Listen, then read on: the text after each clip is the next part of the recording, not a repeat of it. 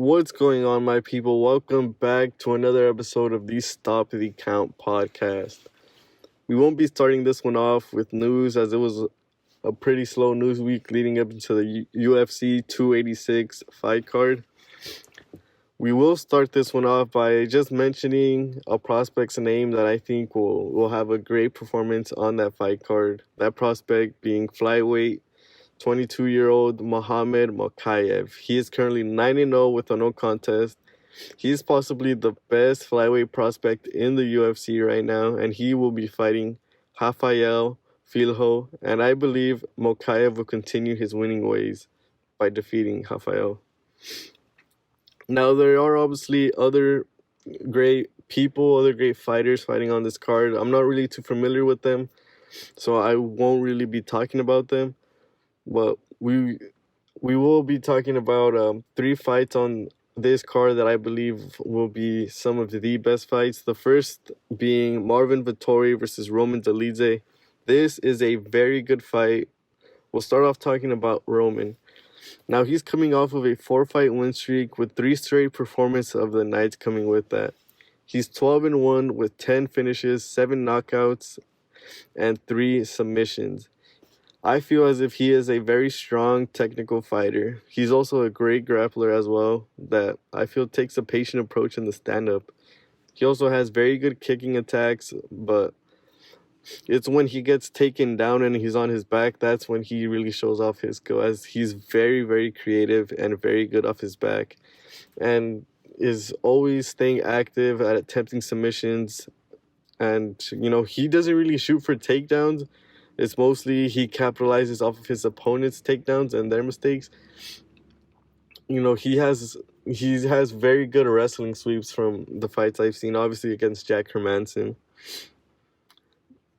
Now we'll be talking about Marvin Vettori. Vettori is a former title contender. He has an 18-6-1 record and in the past 6 years has lost 3 times to 2 of the best fighters in his division, while picking up 6 wins in that time frame as well. Now, I see Vettori as being a decent grappler and is very accurate when it comes to landing his takedowns, although he doesn't really shoot for them at times, but he is very accurate when it comes to landing. I believe coming into his last fight, he was top 10 in the accuracy of takedowns landed in the UFC. Now, he is always on his feet, either, throwing punches or kicks, but he was really struggling with that his last fight against Robert Whittaker, as he was struggling to cut the distance and hit Robert with anything, really. He did show he could take some shots in that fight as well, and even in the Paulo Costa fight, he showed he has a very, very strong chin. He is probably better known for the submissions rather than the knockouts, but it just depends on how Marvin goes in that night, if he wants to grapple with him or if he wants to just stand up and fight him. This is a tough fight to pick, but I honestly, since both of them struggled with their last opponents on the feet, it really wasn't until Hermanson shot for a takedown, which led to him getting submitted by dolidze. Now, I feel as if Marvin Vettori will ultimately end up winning by decision, as I feel this will be a fight mostly fought on the feet, which I believe Vettori has a better chance of winning. Next, we'll talk about Justin Gaethje versus Rafael Fiziev.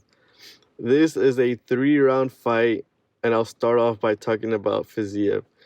He is also 12-1 with 9 finishes, 8 of those being knockouts, and he is on a 6-fight win streak with 5 bonuses coming with those. Fiziev has very strong, frequent kicks, and he likes to pepper in his punches also. Now, he has very, very good takedown defense, as he showed against RDA.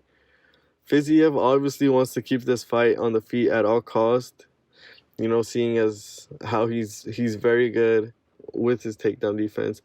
Now, he has only had 1 5-round fight, and he did start to tire in the 4th, so I do believe that won't be a factor in this fight, as he has shown good stamina leading into the 3rd round.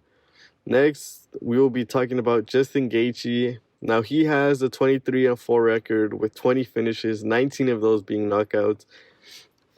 He has lost, his last 2 losses were coming to the champions at the time, having won 7 bonuses in his whole UFC career. Now, I feel as if he's a ball to the wall type fighter. He will go after you and not care if he gets hurt while doing it, because he knows he can hurt you.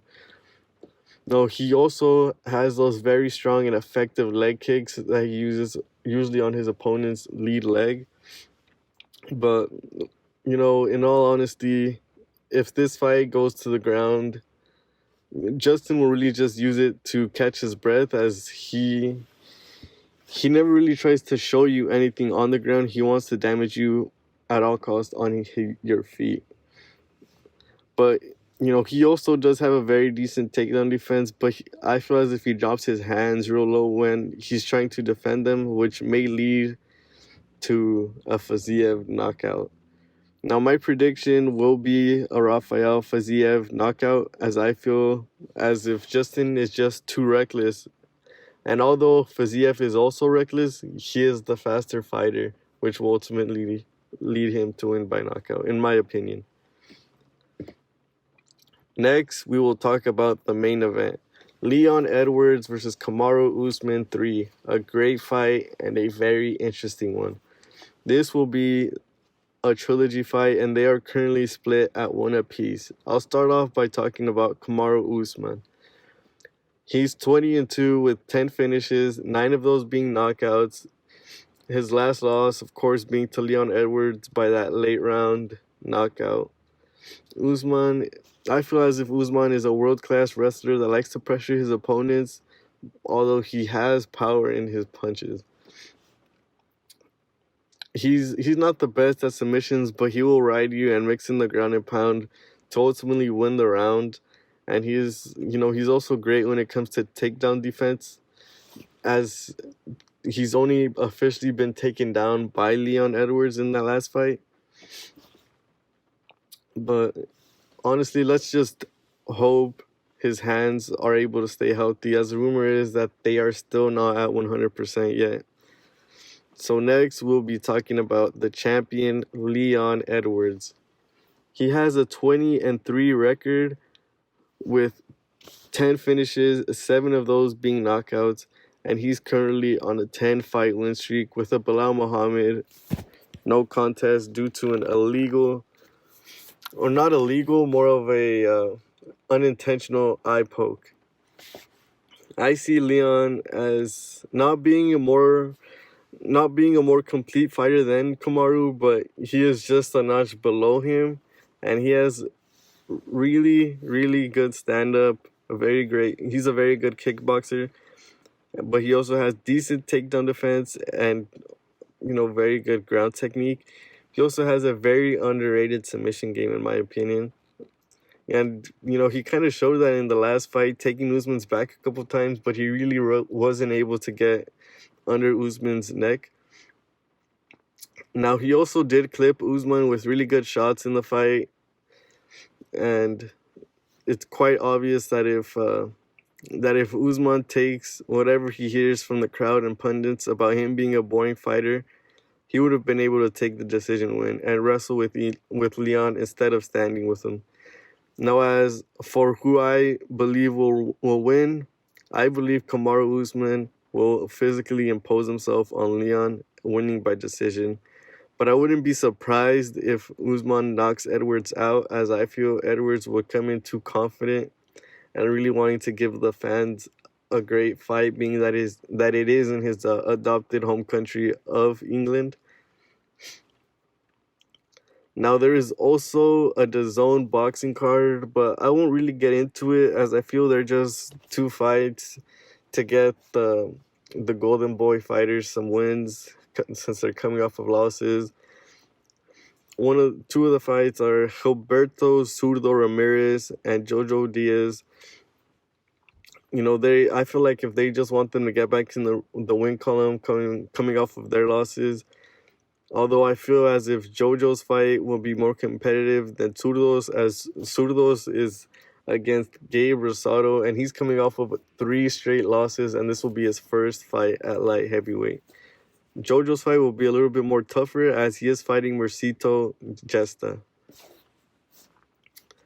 In some other news, this isn't official yet. It's just speculation. Trayshawn Gore will be fighting Bo Nickel on the July 8th card in Las Vegas. Now, in some boxing news, it seems as if the days go by and the Tyson Fury and Alexander Usyk fight hasn't officially been announced, and it looks like if it won't be announced and it won't be happening, as they keep on throwing, subtle jabs at each other on Instagram, on Twitter. It just looks like if the fight won't be happening, there's too much from both ends about Fury not wanting a rematch clause, and then Usyk saying Fury does want a rematch clause. So we'll just see what happens. Hopefully it's not a Crawford Spence type of thing, but that will be it for me. See you guys next week for the reactions to these fights. Keep up with me on Twitter at StopTheCount10. I will be tweeting a lot during the UFC fight night. See you guys later.